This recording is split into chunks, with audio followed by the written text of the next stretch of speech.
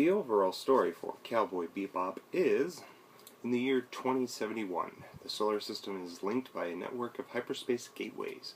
Police lose their grasp on crime and a bounty hunting system has been implemented. On an old fishing starship called the Bebop, a cool Zen man of mystery, Spike, a macho former hard-boiled cop, Jet, a brash and fickle woman with a large debt, Faye, a whimsical whiz-kid hacker, Ed, or Edward, and an unsuspecting Welsh corgi, Ein, band together to hunt bounty heads for a meager living. Unfortunately, they are some of the unluckiest people and dog in the solar system. These are the stories of the adventurous and misadventurous lives of four struggling people and a dog. It is rare for me to love something from the very first frame. The only other time I can remember that happening is with the movie One Flew Over the Cuckoo's Nest.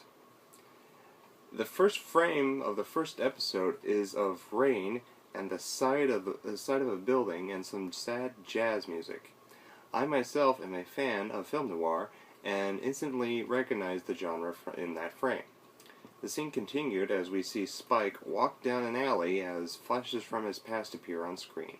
The jazz continues, and then we fade to black. Then the main title starts, and I was in heaven. This was just the beginning of what would become one of my favorite shows. The animation of the series is phenomenal, and flows nicely with the action scenes and scenes of just dialogue or comedy. The design of everything in this series is great, and seemingly realistic.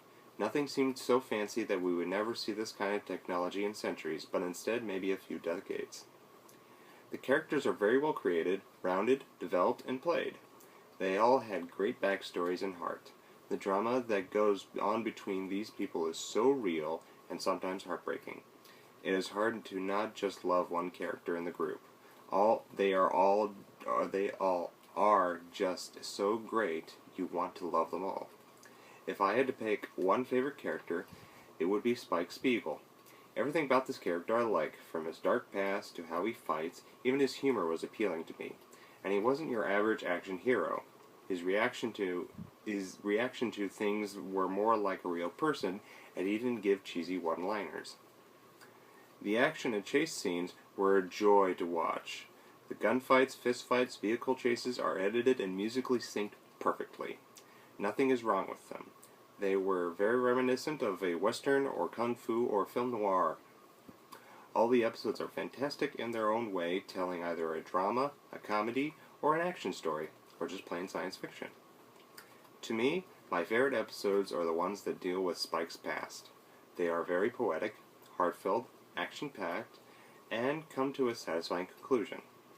And the final episodes bring the series to a dramatic conclusion that will make you wish the series didn't end. If there is anything wrong with this series, I can only find one. After the last episode, we are left with these questions as to what happened to these characters, and they go unanswered.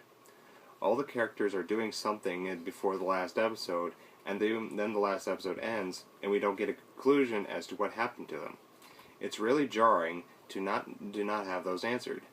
I hope they make a continuation to the series so that we can get those questions answered. Unfortunately, the movie is not a continuation of the series, but instead a midquel taking place between episodes 22 and 23 of the series. If I knew the movie took place between those episodes before I had watched it, before I finished the series and watched the movie at the time. But it is easy to set one's mind back to the events before episode 23 when watching the movie. Out of 5 stars, I give Cowboy Bebop 5 stars. The series is an overall joy and a delight to watch.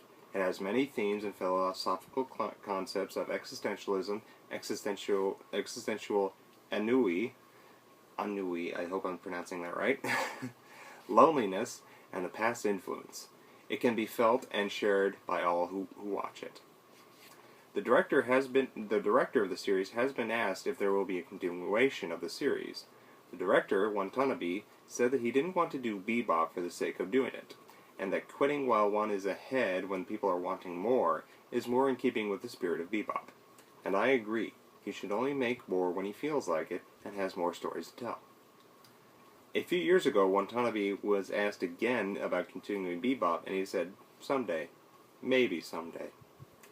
Until next time, I'll see you later when I review the movie.